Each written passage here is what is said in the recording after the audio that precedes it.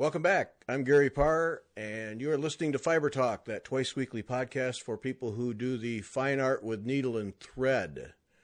And our guest this week is Anne Marie Anderson Mays of Beautiful Stitches in Perth, Australia. Hi, Anne. Hi, Gary. How are you? I'm going to be okay. Here. Yes. So I've been kind of on an Australian kick here lately. This is fantastic. Never thought much about time zones in Australia, and have learned that you have 3 of them. And we do. Yes. So. Yeah, we're a much bigger country than some people think. Yes. Yes, exactly. Yeah. And I live in the remotest city in Australia, so for me to get to a decent sized city takes another 2 or 3 hours flight to get from Perth to anywhere else. So, okay. Yeah. All right. See, I'm learning geography right along with needlework. This is fantastic. You are. Yeah. So we have Beautiful Stitches. Now, I'll tell you how I encountered you. I'd love to know this story. Yes. I have you on Feedly, my news feed, and so that I pick up your blog posts. Aha. Yes. And you don't do that very often, or it's been a while. And so it's been a while. Yeah. So the one that popped up the other day was that you teach embroidery, but you really teach confidence. Correct. Yeah. And I said, wait a minute, I got to read this. And so then I read the blog post, and then now I have to talk to you. So. Oh, that's so cool. Yeah. Because I thought that was so interesting. And actually, now a couple of weeks ago, I talked about that in a midweek show with Debbie Rowley, a needlepoint designer here in the States. Yep, and I listened to that, and I heard that too. After I'd written my blog post, I listened to the conversation with Debbie, and I went, "Oh, yeah, see, there's other people who think the way I do." Well, see, that was based on So I wanted to talk to you about that because I thought that was really insightful. Number one, and then number two, something that had never crossed my mind. So that, it just was, and Debbie found the same thing, Yeah, well, thank you for that. You know, it's something I feel quite strongly about, that embroidery is something that anybody can do if they want to, because it's basically, at its very fundamental level, it's needle up, needle down. And then there's just a myriad of options that you can take from there. And I had been thinking about what my teaching load would look like this year, and in terms of, how I might advertise some of the different things that I do. And it occurred to me that I really needed to put into writing what my teaching philosophy was. And that's what it is. I don't believe that at its most fundamental level that I teach embroidery. I teach people to be confident, because there are a million wonderful resources available to us via this incredible thing called the internet. So people can get access to the technical detail fairly easily in lots and lots of different formats and varieties, and just about any permutation you can think of. But what the internet can't provide is somebody who says to you, no, you can do this, and just give it a go. And don't worry if you make a mistake the first time, because the first time may well be a mistake, and then the next time it'll work. Or what was a mistake may turn out to be a new stitch, which is fascinating and wonderful in its own right.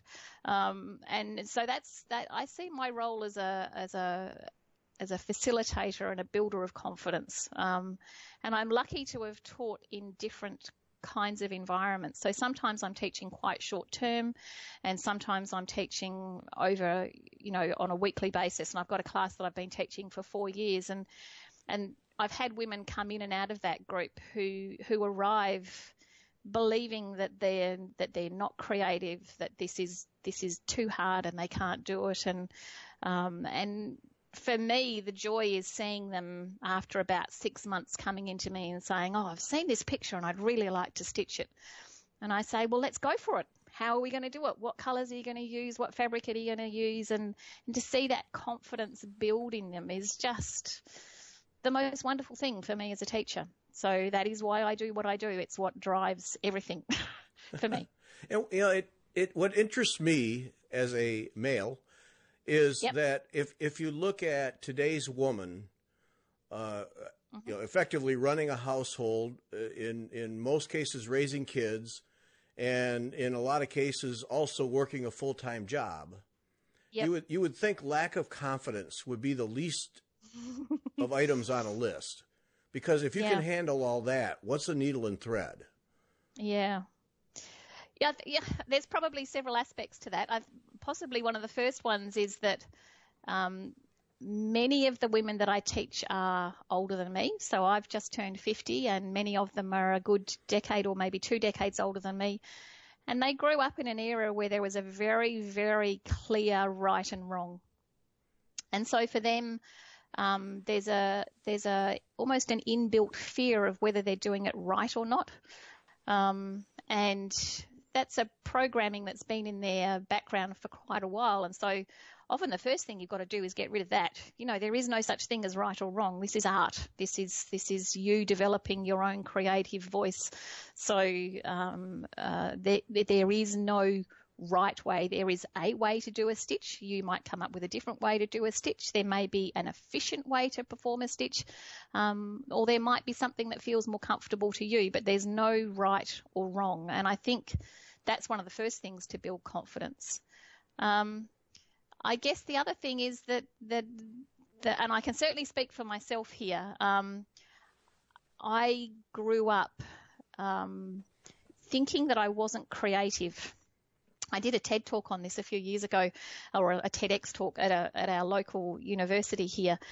And the whole idea that I wasn't creative was very strongly in my makeup. I could do other people's patterns, but I didn't believe I could create my own. And that meant that I wasn't creative. I was just a pattern follower. And I can track that back to an experience that I had where I was stitching cross-stitch bookmarks for all my teachers. This is about year 10, so I'm about 15 perhaps.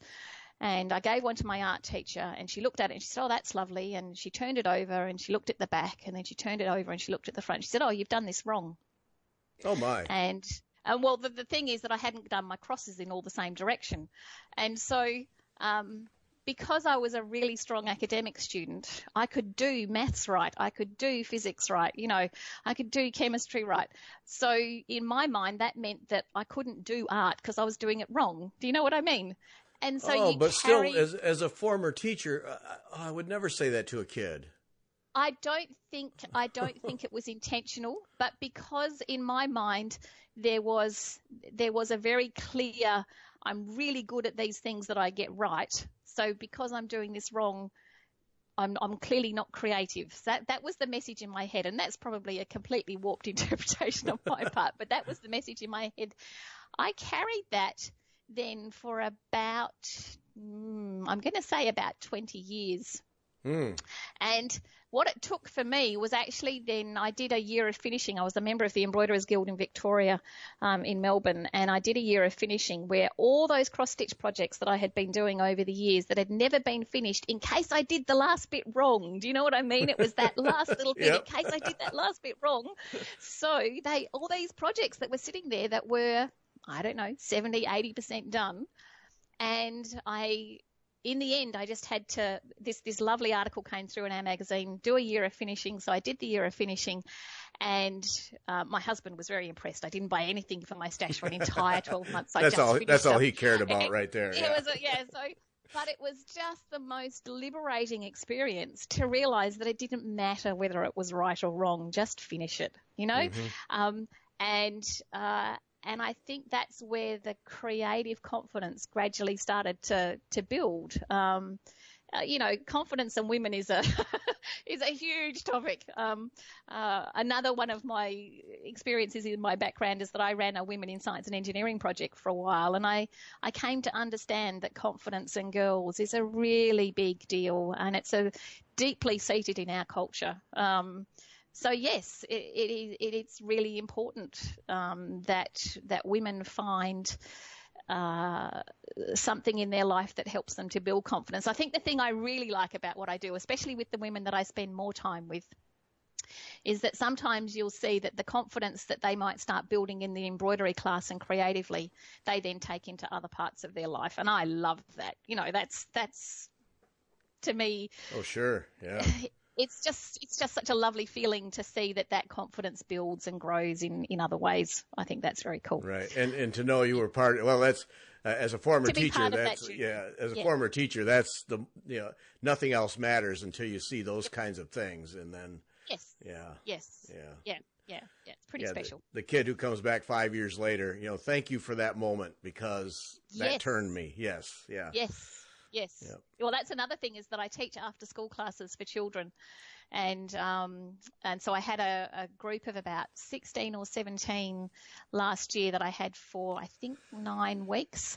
So we did almost 2 hours after school once a week. And they came in, barely able to thread a needle and all that sort of thing. And then by the end of the last project that I had them do was a piece of hoop art where they were completely free to put whatever design they wanted into that hoop. And I love teaching children because they don't have any limits on what they think can go into this space. So they don't worry about that. They just do it.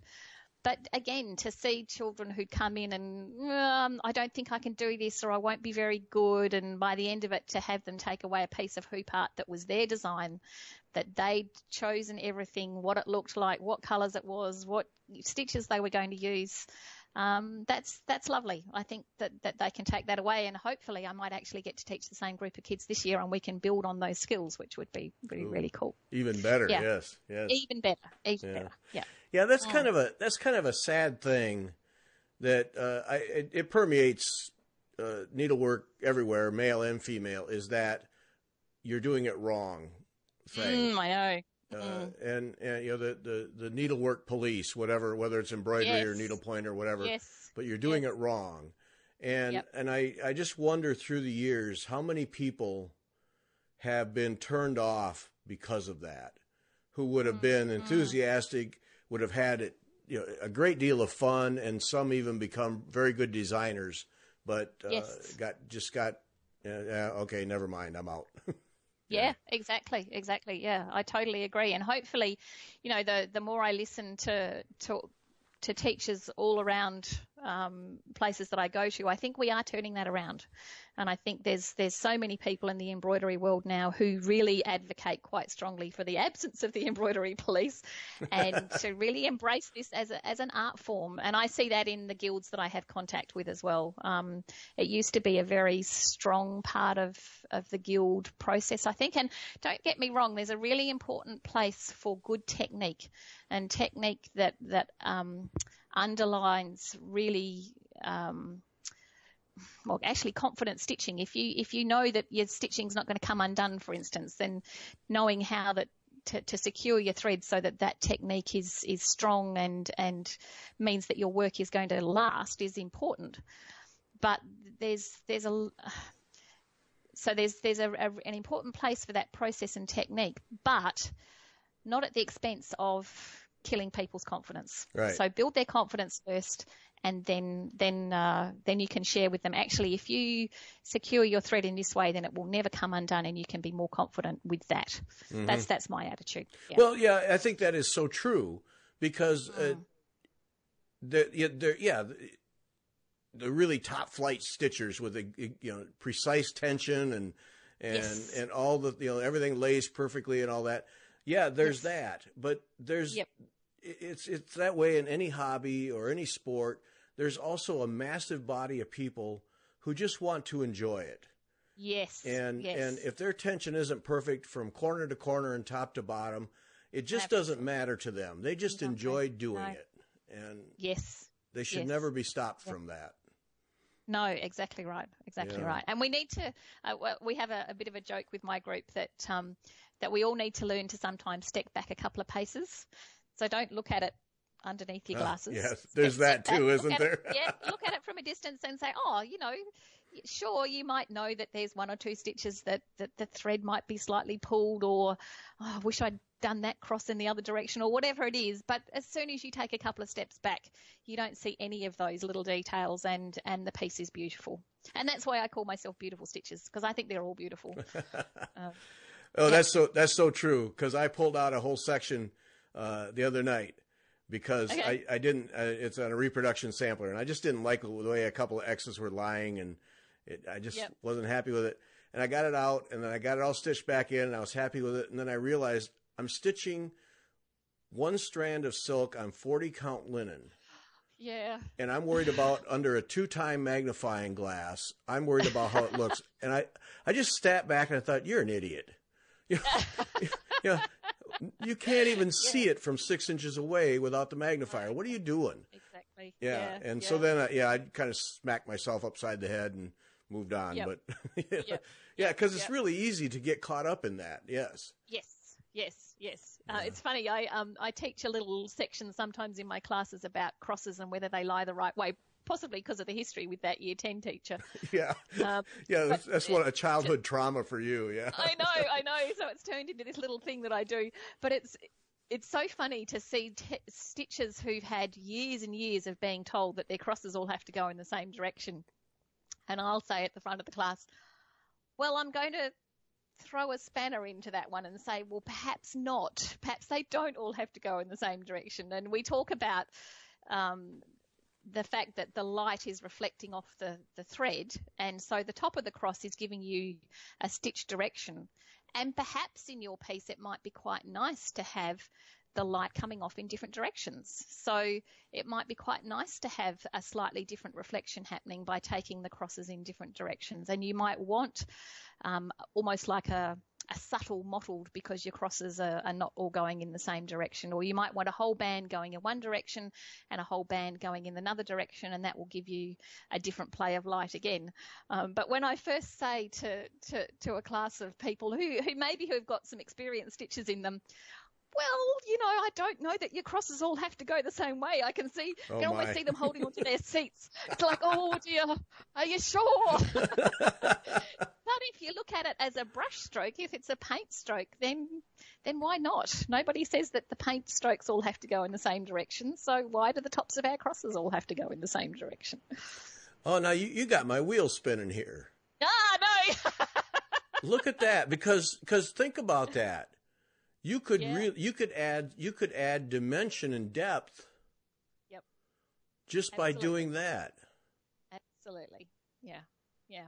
And it's subtle, but it's beautiful. And I don't know whether you've seen, so I'm very lucky because my husband works in different parts of the world, and sometimes I get to see textiles that he or his colleagues have brought back from different parts of the world.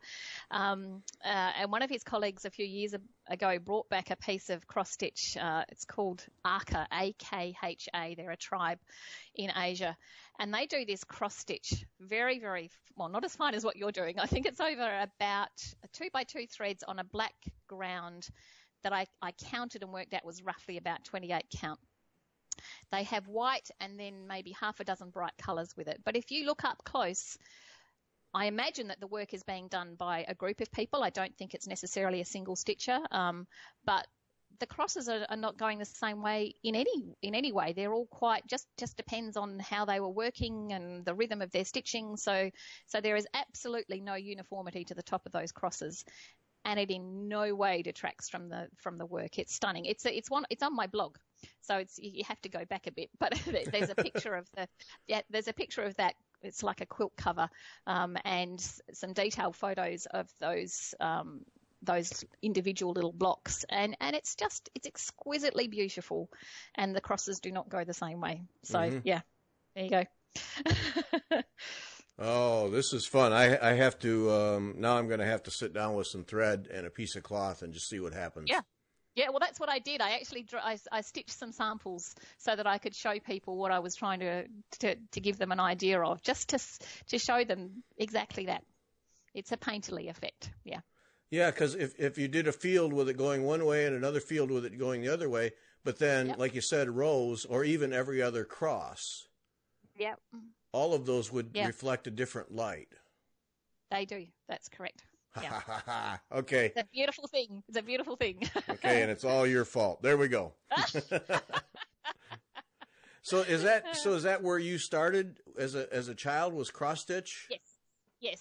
So I'm a classic. My mum taught me to stitch. Oh, okay. I cannot remember a time when I didn't know how to do it. Does that sound weird? It's almost like it's been with me my entire life. So mum tells me that I think she started us on huckerback, which is the I'm not sure exactly of my facts, but I think it's a Scandinavian needle weaving technique. Oh yes, I've heard of that. Yes, I know what you mean. Yeah. Yes. Mm-hmm. Yeah. And so it's a very easy technique, quite geometric still, but quite an easy technique to learn. And then very quickly we must have moved on to cross stitch, because I really can't remember a time when I didn't know how to do cross stitch. And we were doing, again, small little borders and Scandinavian style patterns or German style patterns. And I loved it. I just loved the geometry of it. But my background is in maths and physics, and so I think there's something in my brain that likes geometry and pattern and numbers and those sorts of things. And so I did cross stitch for a very, very long time, because we travelled a lot and it was portable and I could take it anywhere with me. And I just really enjoyed the rhythm of stitching. At some point, my mum's an exquisitely beautiful embroiderer, and she does a lot of crewel and silk shading and that sort of stuff. So at some point she did bring me into that side of things. I guess I must have been in my late 20s when I did some of that with mum. And then, you're busy. I did a PhD and I had kids and all that sort of stuff. And in there, the easiest thing to keep picking up was that'll affect your stitching. A PhD in kids, yeah, that'll do it. Yeah. No, so I was still doing craft and whatever, but the easiest thing to pick up was cross stitch, because I know how to do it and I can, it's a natural rhythm. So. But the thing that got me into canvas work was, this is whilst we were living in Melbourne, and I was part of the Embroiderers Guild there. There was a masterclass in canvas work embroidery that came up. And it was going to be once a month on a Sunday afternoon, so I could, work it around small kids. And I looked at it and I went, oh, I'd really like to do that, because I knew that it was going to take that geometric style of stitching beyond the cross stitch. Right. And the rest is history, because I was hooked. I was absolutely hooked. And, we were talking earlier about creative confidence. I went into a group of, I think there were about 12 people in this group. And every time I stitched something, I would look at it and go, oh my goodness, I'm just not at the level of all the other women in this class. Some of them their stitch samples were exquisite and mine looked flat and uninteresting, and I thought my color choices were off. But I was, I guess, lucky that I was so engaged by it, and the teacher was so fantastic and all the other students were fantastic, that I just kept going, okay, we'll do the next piece and maybe the next piece will be better, and do the next piece and maybe the next piece will be better. Unfortunately, in one way, we had to move before I got to finish that class. So it was an 18-month class and I got to do 12 months of it. And then we moved back here to Perth. And but it really didn't matter, because by then the door was open. I was completely hooked. The disease had set in. Oh, absolutely. And, I live and dream it, and I drive my family mad, because I'll look at something, I wonder if I can stitch that. Oh, okay. I can see kids' eyes rolling right now. Yeah. No, they do. But it's, I was just so lucky that I got to do that course and find a path and have it open this creative door for me. So you'd never done needlepoint, and you dove into a master class? Yeah. See, now that's confidence right there. That's confidence. or crazy, but I'm not sure. Hey. I knew about it, and I guess I'd probably done a few Smyrna crosses and maybe a bit of rice somewhere. And like I say, I had done a little bit of surface stitchery, crewel type stuff with mum. But I just knew that I liked the look of it, and I liked the idea of just being able to take that geometric stuff further. And I guess at the same time, I became quite obsessed with understanding the creative process, because I didn't think I was creative. Because your teacher told you weren't. Yeah. Or I told myself that I wasn't. And so I think, and since then I've been fascinated to read books about creativity and to understand the creative process. And I think that's why I'm so certain that everybody can do it, because if I can do it, then I know that other people can experience the same change that I did. And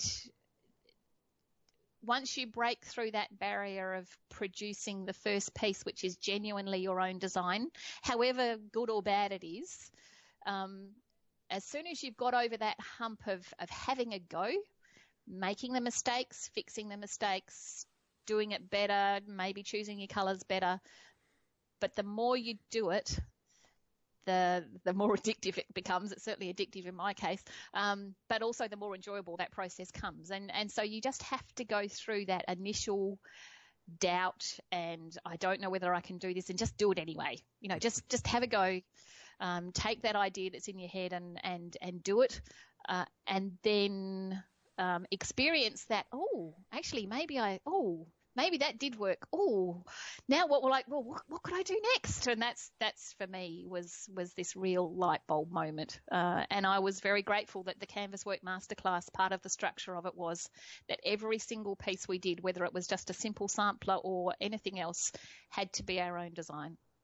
So no choice there. Huh? Oh, okay. No choice. So you were forced to just jump in and do it. And there's something to be said for that. If you don't have a choice and you just have to do it anyway, then you make a lot of mistakes and you find your way through it, and then you start to reap the rewards. And see, and there's the role of the supportive teacher again, Absolutely. giving you the tools to do the job, and then. Yeah. And I think because our lessons were only once a month, you had a lot of time in between to do the work and to explore the ideas. And I guess in my mind, because I already had an academic PhD behind me, to me it was just like, this is like two of the best things in the world, because now I get to do almost like a PhD, but with my favorite hobby. This life doesn't get any better than this. And I really enjoyed being able to dive deeply into a technique and look at historical pieces and that sort of stuff. It was a lot of fun. Yeah. So then you take that and now have found your way to designing and making a business out of it, teaching and. Yeah. Well, the way the business came into shape was a little bit funny, because I guess once I had done the masterclass, I then really started to think, I wonder if I could run a creative business. I wonder if I could do that. And I have no experience of small business at all, so or at least I didn't then. So I had no you do background. now. Yeah, I had no background, no knowledge, and so that was a little bit alarming in itself. And my husband, bless his heart, was just he wanted to be supportive, but it was like, what if you end up doing this and you end up hating your hobby because you have to do it all the time? And because he knows how important it is to me, he didn't want me to lose the joy of what I do. And that's a legitimate concern too, because that happens. Hobbies all over the place. People decide they're going to make money off of them, and then they ruin it, and the fun's gone, and then they're out altogether. Exactly. Yeah, absolutely a legitimate concern. And creative busineses, by and large, don't have a reputation for making a lot of money. No. And so, No. so you don't really go into it for the money. So for a while there, it was a case of, is it possible? Can it be done? But I had a few friends around me, and also my two children, I have to say, were just delightful, because they kept saying to me, I guess at this age, they were around 10 and 6 or something like that. Mum, if this is what you want to do, you should just do it. Right. Okay. And when your children say that to you, you go, that actually means a lot, because because if I hadn't done it, then the message they would have got was that maybe you can't do it. And I really want my kids to have the message that of course you can do it. You know, you can do whatever. So, so the fact that they were behind me was lovely. Yeah. And then I had been talking to a few friends about how I was playing with this idea. And one of them said, you know, it's funny because in our generation, it's almost like sewing has skipped the generation. So this is mothers of children the mothers of children at my daughter's school. But our kids really want to learn to sew. And I said, well, I can teach your kids how to sew. And that's how it started. Beautiful Stitches started by teaching children how to stitch after school. And so it didn't actually start out as a needlepoint business at all. Yeah. But at the same time, I was by then developing my own designs, and it was, I guess it's just a matter of putting them out there. The Embroiderers Guild in Western Australia here has been fantastically supportive, and they had me teaching, and I just kept. Each year I sort of set myself a goal. So one year it was to get my head around social media. So, and that meant that I could start sharing my work, and the more I shared my work, then the more interest I got. And slowly. I think actually the best piece of advice I had in the whole time of setting up my business was from my mum. Very wise lady, my mum. And she said, give yourself time. And so her timeline for me was give yourself 5 years. So don't feel like you have to make this thing work in 6 months, and don't feel like you're going to know it all in 12 months. Give yourself 5 years, and if in 5 years' time you're still really happy with it and it's growing and developing, then you've got something. And Beautiful Stitches started, 6.5 years ago now. And I think I probably knew after 3 that I had something that I was going to be able to run with for a while. But I think that was such great advice from Mum, to be able to just give yourself time to learn how to run a small business, and give yourself time to learn how to be a designer on a bigger level, rather than just having 2 or 3, but a continuous stream of designs. Give yourself time to learn how to teach adults as opposed to teaching children. You know, so all of it was just a beautiful journey that I tried, because of Mum's words, not to put too much pressure on myself. Yeah, I've been lucky. She gave you that span to relax and just let it develop. Yeah. Yep. Yeah. And have time to be a mum and look after kids, and you know, have a husband who travels away and be able to cover the base and all that sort of stuff, because life goes on. You know, just because you run a creative business doesn't mean you haven't got all the other responsibilities of life. So yeah. So yeah, I'm very lucky that I've had such great people around me to help me make it happen. Oh, that's terrific. So, and I'm really excited that you continue to have teach kids. That's great. Yeah. Look, I really enjoy teaching children. Like I say, because they don't have some of the creative blinkers on that we seem to acquire as we drift into our teenage years, we start to really worry about that kind of thing. But I teach primary school kids, so that's up to about age 11 or 12. And I love it. I think they're fantastic. They can be exhausting, don't get me wrong. Oh yeah. And when you've got 10 kids in a class and they're all struggling to thread their needle, and all you seem to do for 3 hours straight is thread needles and undo knots. But I still, and I wouldn't want to do it all the time. So it's something that I call sort of keep in contained boxes, if you like. So I'll do either a school holiday program or an after-school program for a term or 2. But then I do need a break. I'm not somebody who could do it all the time. But it is a pure joy to see them come out with a school. They might not use it for another 20 years. But I think if you've given them a little taste of it at this age, they may well come back to us in their 30s, 40s and 50s and keep the craft going. Well, but isn't that, to me, that with any hobby, yep, that's, I think, the most important part is just to put it in their heads. That's exactly right. And then, somewhere down the road, if it opportunity or things just click and they pick it up and go with it, you've done a great service for them. And yes. Yeah. If they never do, and at the same time, they were at least exposed to it. That's right. And at the same time, if you sow that seed of creative confidence, then that's an important thing for them to have too, I think. Yes, no doubt about that. So the one that stuck out for me is the Tresillian Art Center? How does that play a role in what you do? So Tresillian's been huge for me. So Tresillian Art Centre is a local community arts centre run by one of our local councils. It's in a beautiful old building. There's a small cafe in the building, and they run classes in art, craft, languages, those kinds of things. I think there's probably maybe 2 or 3 of us who teach crafty type stuff. There's a lot more teaching, watercolors or acrylics or mixed media type painting or life drawing, those sorts of things. And then there's a group of language teachers. But it's a really beautiful community environment where the way classes run is on a week-by-week basis. So I teach a regular class on a Friday morning, and then more of a short course type format sometimes on a Wednesday morning, where we might run a program for, say, 4 or 6 weeks, so just on a very specific topic.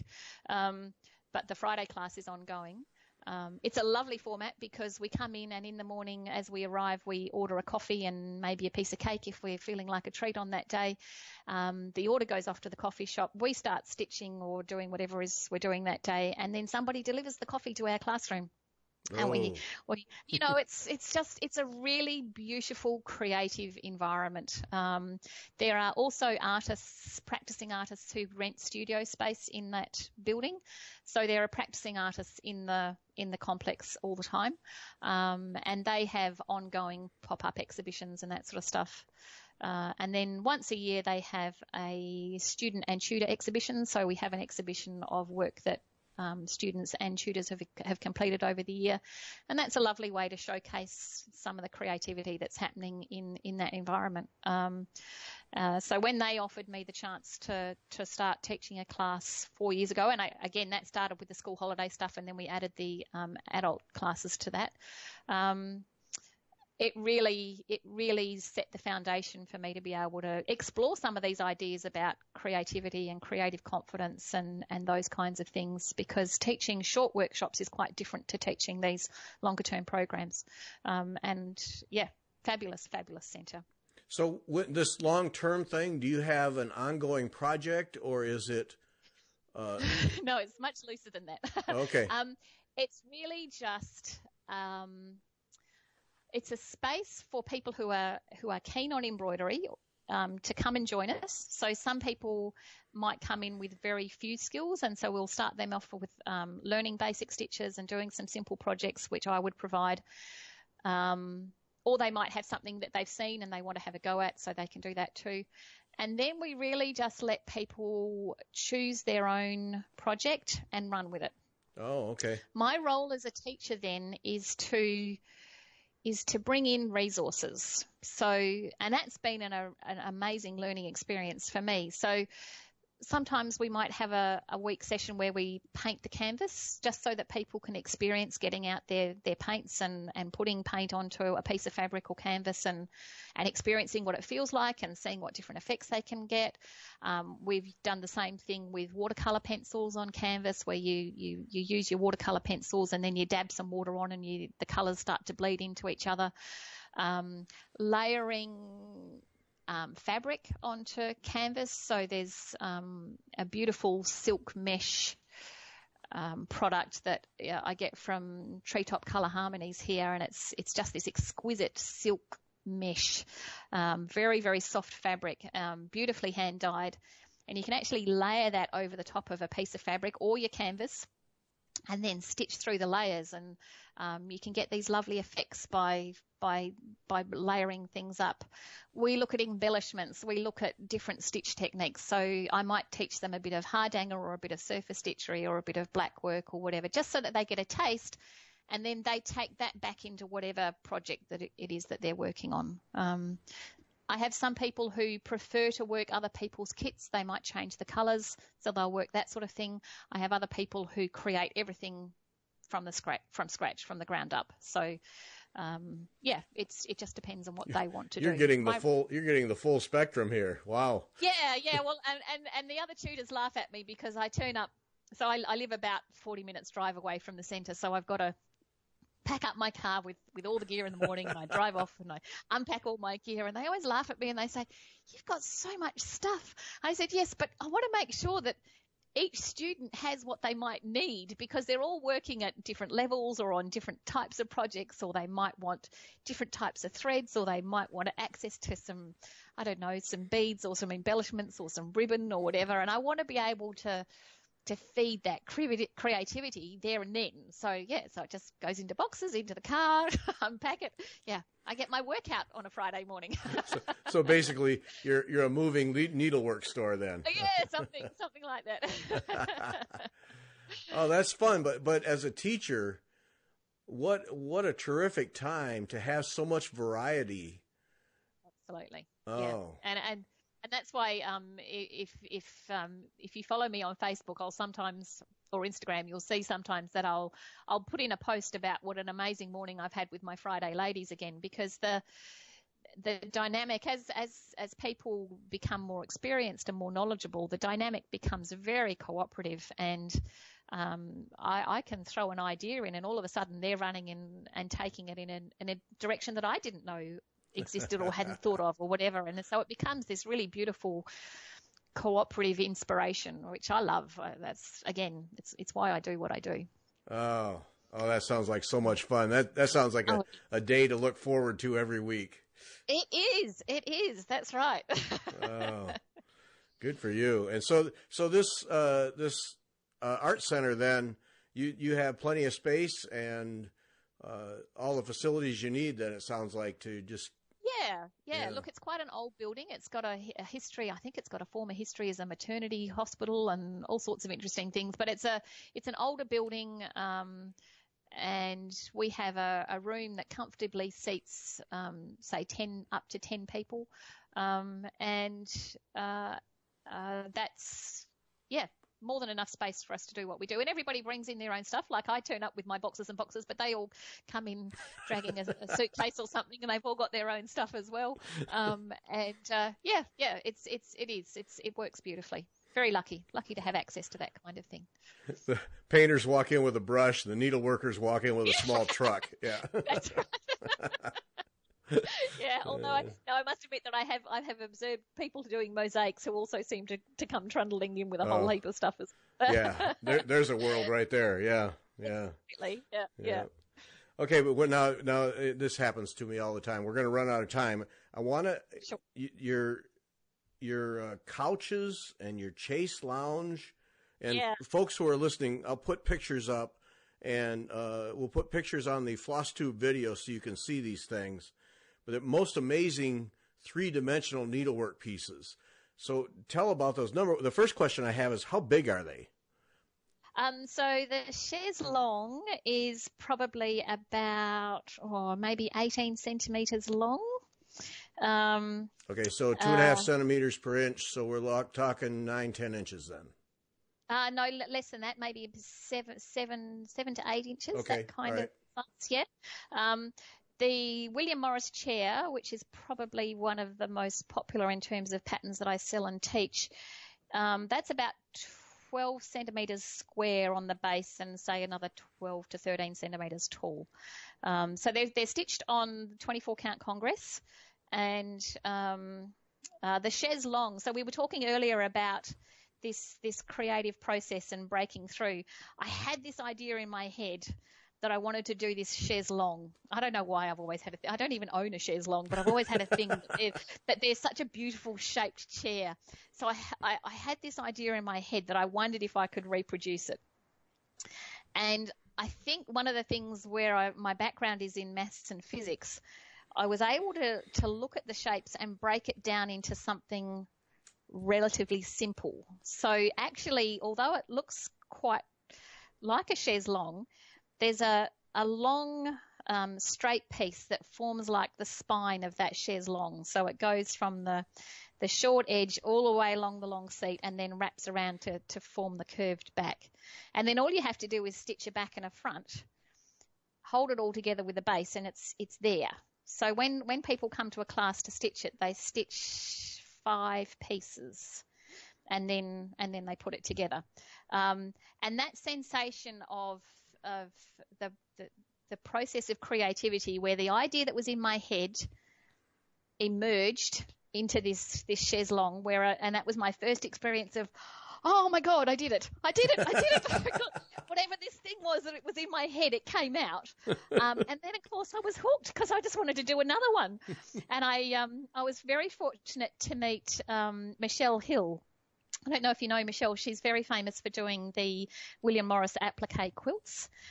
She's based in Adelaide in South Australia, and I was fortunate to meet her through a mutual friend. And we had this lovely evening together, and I was showing her the work that I did. And she said to me, have you thought of doing anything inspired by William Morris? And I went, well, actually, I haven't. But now that you've mentioned it to me, I will. And that's how the William Morris chair came about. It's actually a replica of, or my interpretation of a William Morris chair that's in the collection in the South Australian Art Gallery. And so I looked at the colours and the motifs and simplified it. And again, that piece has one long straight piece that forms the seat and the back. It has the two pieces that do the curvy arms, and then it has a long skinny piece that holds everything together at the bottom. So if you can deconstruct some of these things that look like quite complicated three-dimensional shapes into simple pieces, then all of a sudden it just becomes a matter of filling that shape with whatever needlepoint design or canvas work design that you want. Yeah, and for people who say they've gotten bored with stitching, go to Anne Marie's Etsy shop and buy one of these, because this will take boredom away from you in a heartbeat. Oh, thank you, Gary. That's a lovely thing to say. But they're so, I mean, in the pictures, that's why I had to know how big they were, because they look like legitimate full-blown chairs. Yeah. And, I mean, it's very effective and really just fascinating. And that's what I started doing is, all right, how did she piece this together? Yes. Because I knew there was no way each of these panels was its own piece. There had to be some continuity here. And, I spent more than a few minutes trying to figure out how you did that. Yeah. Yeah, well, and the thing is, so for instance, if you've done the William Morris chair, and actually I plan to do this myself, it's on my list of, do you have a long list of things that you want to stitch this year? I've always got more than I'm ever going to get through. But anyway, I have an idea that to take the shape of the William Morris chair, because the shape works so beautifully, if you've bought that pattern and you've got the shape, there's nothing to stop you completely redesigning the innards, if you like. So instead of working the flowers and the scrolls and the tendrils that are in my design, you could fill it with a different kind of pattern, because the shape is there. Once you know what the form of this chair looks like, you're then free to come up with a new design that fills that pattern with something completely different.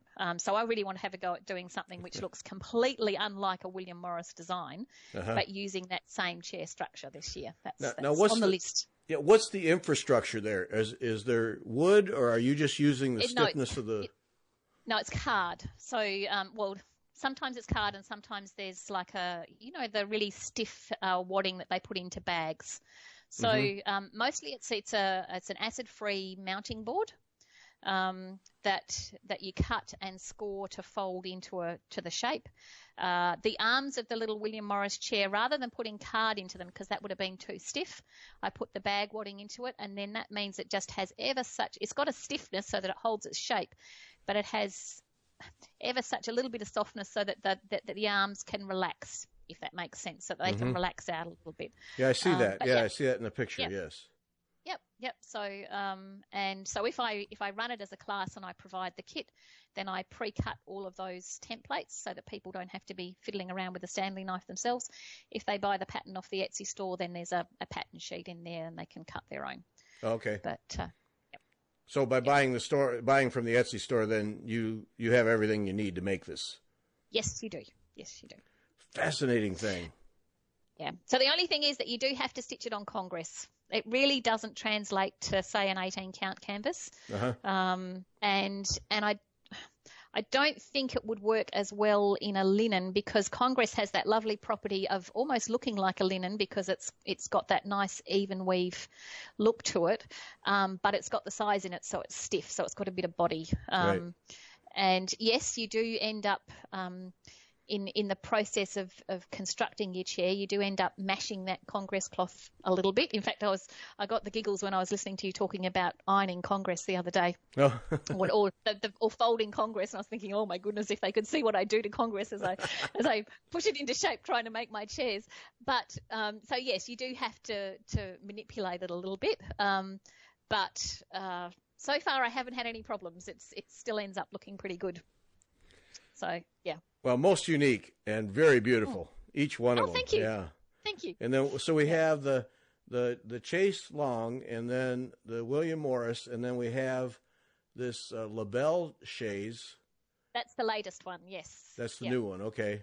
Yep. And that's more of a bench thing, yeah. Yes. And that sort of came about quite organically because I designed the strip that is the back of that, which is, I guess, a bit like a stretched out diamond. It's got sort of pointy bits at each end and then a panel in the middle.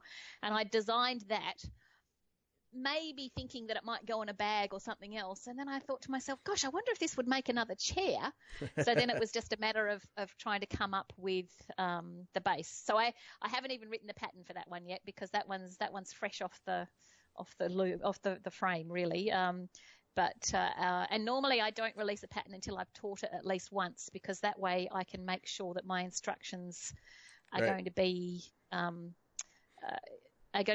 in such a way that anybody can run with it. So people, the best thing about teaching is that people find all your mistakes for you. Yes.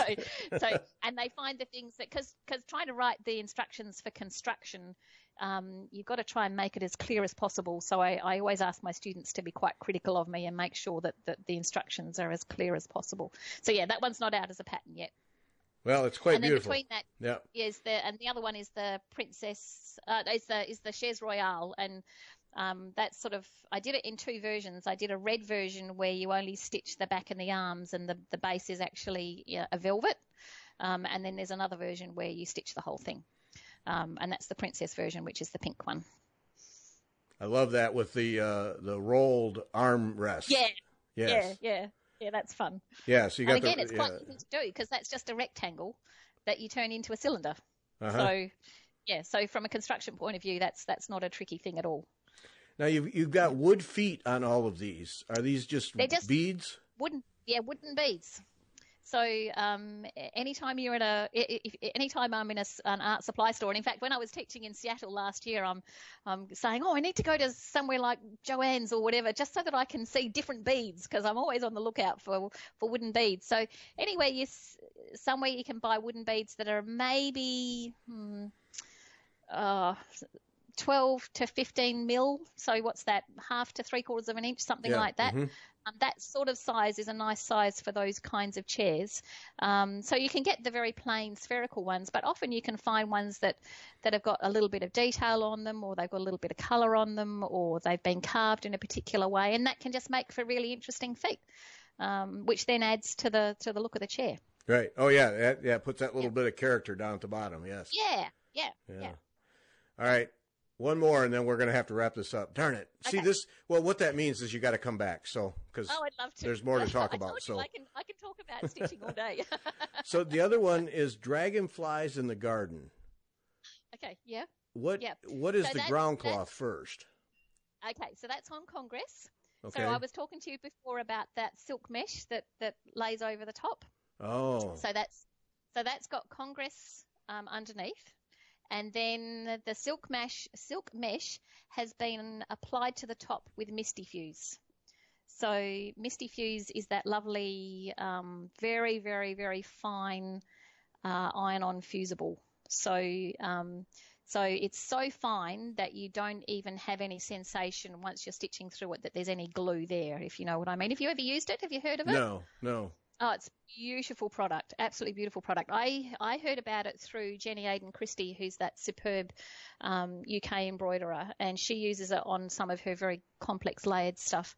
And I guess I heard about it from her a few years ago. And then last year I thought, I wonder if you could layer stuff onto the canvas so it looks like so from the top it looks like it's not canvas, but actually you can still do all canvas stitches on it. Well, it looks like you're stitching on some kind of gold linen or something. I know. It's pretty cool, right? Okay, so what's the experience then as you're stitching? Because you have the very defined holes of Congress cloth underneath that. Yeah. So what's the experience? You're kind of stitched from the back. So it is something where you need to know a little bit about what you're doing. So it's not a project I'd give to beginners, because you need to know what does a Scotch stitch feel like, and what does the progression of stitches look like. So, and so you need to know enough about what you're doing to know what the stitch looks like from the back, because sometimes it's not very easy to see it from the front, depending on how dense the gauze has. So this mesh, when you attach it with a Misty Fuse, because it's so fine and flowing, can move a little bit, so you get almost like a watermark appearance in it.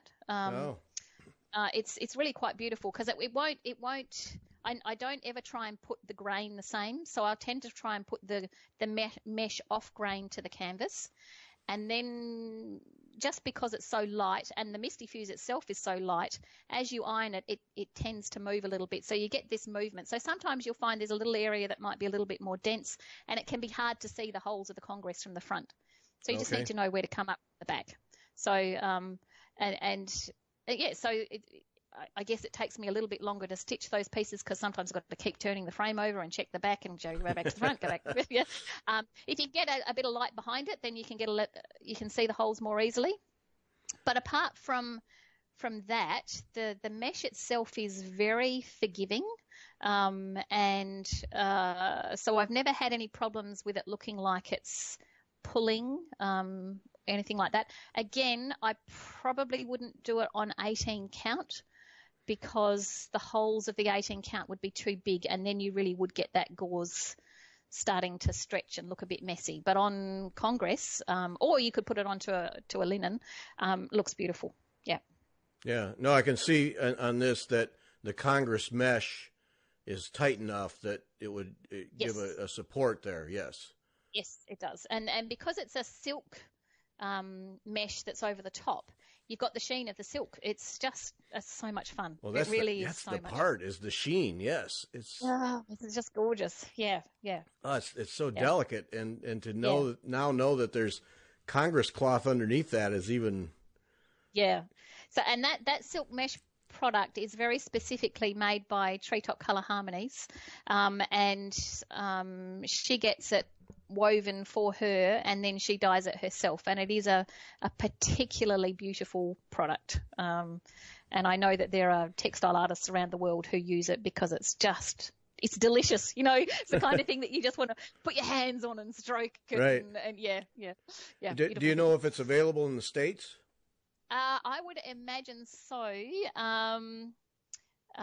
If you Google Treetop Colour Harmonies, you'll find it. Okay. So she's actually based here in Perth, but she ships around the world, and she teaches in all sorts of places around the world. So yeah, it's a well-known product. She actually dyes wool and silk tops for felting and that sort of stuff. So that's her business and so this silk mesh became a part of that for doing Nuno felting and that sort of thing. Yeah. Well, folks, pictures. I'll make sure this is one of the pictures on the page for the podcast, and it'll definitely be in the FlossTube video so you can see it. And then that pattern is not on your Etsy site, or did I miss it? No, because again, I haven't even that one's also fresh off the okay. fresh out of the bag. I haven't written the pattern or taught that one yet. But it'll become available. So if within 6 months I haven't taught it, then I tend to go, okay, let's upload this one. So by the end of the year it'll be there. Okay, so you'll take pre-orders, I'm sure. I will, absolutely. Yes. Okay. Of course. Because I'm pretty confident when people see this. Yeah. There's. Okay. Wow. Yeah. Wow. That's neat. Okay. All right. All right. That's it. We got to stop. We got to stop. So that means you got to come back. Like I said. Yeah. because I would love to. There's more to talk about. So, Okay. Anne-Marie, thanks so much. Really, really enjoyed this. Thank you. Thank you so much for having me. It's been a real pleasure. Yep, and thanks to everybody for listening. I'll be back on Wednesday.